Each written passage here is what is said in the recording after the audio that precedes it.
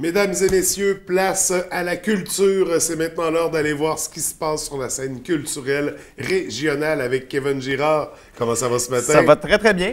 Écoute, on va débuter avec la 27e édition d'un incontournable, d'un festival de musique que tous nos jeunes chanteurs et musiciens connaissent, le Festival de musique du Royaume qui a débuté la semaine dernière. Qui a débuté la semaine dernière, le 18 avril. Oui. Donc, c'est un festival qui existe depuis 1992, mon année de naissance. Donc, c'est un festival qui a 25 ans et qui, donc, en est à sa 27e édition.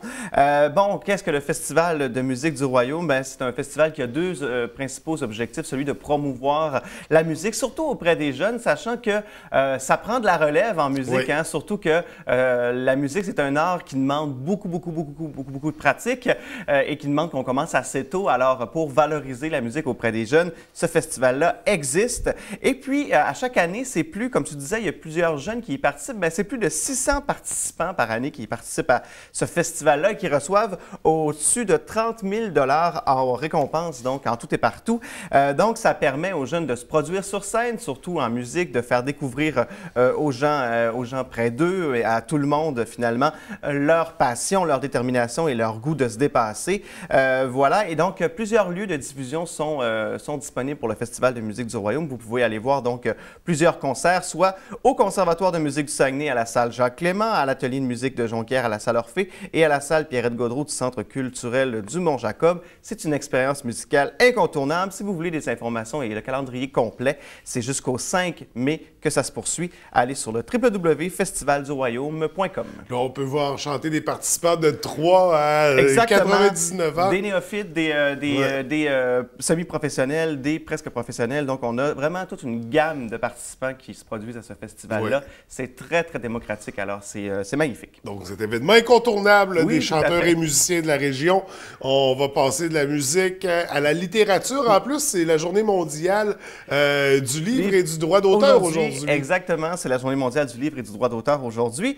Et je vous présente donc les nouveautés aux éditions La Peuplade. La Peuplade, qui, j'aime le rappeler, est une maison d'édition saguenéenne qui a pignon sur rue la rue Racine et qui a connu une année fastueuse en 2017, a gagné plusieurs prix, notamment avec Le Poids de la neige de Christian Guay-Poliquet, donc qui maintenant est distribuée en Europe. C'est une maison d'édition de chez nous, avec beaucoup de créateurs de chez nous, portés par deux passionnés. Donc, ça vaut la peine d'aller voir leurs œuvres. Et depuis février, il y a trois ouvrages qui sont parus, notamment Les Querelleurs, un roman de France Théoret, où on va retrouver comme personnages deux hommes dans la force de l'âge, un qui est éditeur, l'autre qui est romancier. Les deux donc sont sur la scène publique et vont être rendus au summum de leur carrière, tellement qu'on décide de remettre sur les rangs un roman, et on laisse le droit au créateur de modifier le roman comme il le veut, sauf qu'il y a quelque chose qui se passe et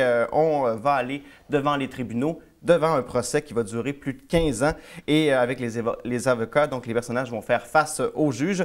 On dit que c'est un roman qui est incisif et saisissant et que France Théoret, dans ce roman-là, va inculper au passage une littérature qui est dominée par les hommes. Donc, un roman à lire certainement, dont on va peut-être réfléchir un peu sur la situation de la littérature en ce moment. Il y a aussi Mustapha Fahmy, grand professeur donc, de littérature anglaise à l'Université du Québec à Chicoutimi, originaire de Casablanca, qui présente son essai « La leçon de Rosalinde », un peu ses réflexions finalement sur notre présence à la vie, notre devoir d'humain. On dit donc qu'il va se poser la question qu'est-ce que l'éducation lorsqu'on ne parle plus de formation? Il va essayer donc aussi de poser la question qu'est-ce que la reconnaissance dans une société qui n'a à la bouche que le mot respect? Il va parler d'amour, il va aussi parler par la bande de Shakespeare, parce que bien sûr, M. Fahmy est un grand professeur de Shakespeare, c'est un spécialiste de renommée internationale. Donc, et il pose la question suivante à la fin, si le monde est une scène, est-ce qu'on peut y choisir son rôle? Donc, un essai qui risque d'être très intéressant.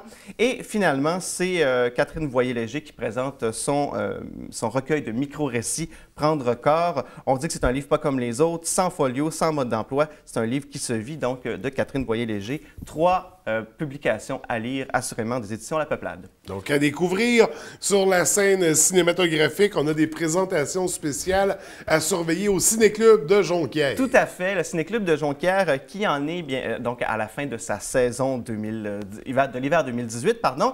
Et on a une présentation spéciale à la bibliothèque de Jonquière, une entrée libre. C'est le film La petite fille qui aimait trop les allumettes, un film de Simon Lavoie, une adaptation cinématographique, bien sûr, du roman de Gaétan Soucy, qui est un roman phare de la littérature québécoise. Qu'est-ce qu'on va retrouver donc dans ce film-là? 2 personnages, 2 adolescents qui ont été élevés seuls par leur père dans l'obscurantisme religieux et le mensonge, dit-on, dans une espèce de manoir décrépit, donc à la campagne. Ils sont reculés, ils sont reculés de la société. Ils n'ont pas vraiment de contact autre qu'avec leur père. Et finalement, un matin, ils vont découvrir leur père pendu dans leur chambre et les 2 vont avoir des positions différentes, sont laissés à eux-mêmes.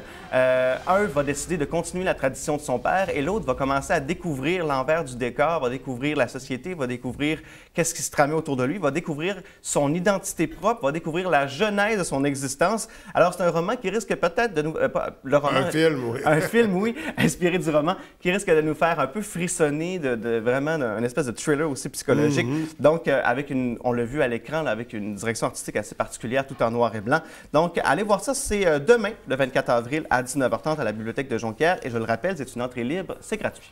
Et on termine ça avec une dernière soirée pour la saison régulière de Slam Saguenay. Exactement. Alors, Slam Saguenay qui présente 6 soirées de poésie tout au long de l'année dans sa saison régulière. Et c'est la dernière soirée de Slam Poésie, le 1er mai 2018 au bar à Piton à 20h. Rappelons le déroulement de Slam Saguenay, donc 6 soirées de poésie où il y a une dizaine de poètes qui viennent présenter un slam. Slam qui est une forme de poésie un peu alliant la chanson, le théâtre, où on déclame quelque chose, où c'est très, très, très vivant comme poésie, très théâtral aussi. On peut voir donc presque des performances des poètes qui vont se présenter au micro. C'est très démocratique. Si vous avez envie de présenter un slam, je vous invite à aller sur la page Facebook de Slam Saguenay parce que tout le monde peut présenter un slam. C'est d'ailleurs dans les règlements, on doit accepter tout le monde à moins d'un motif sérieux.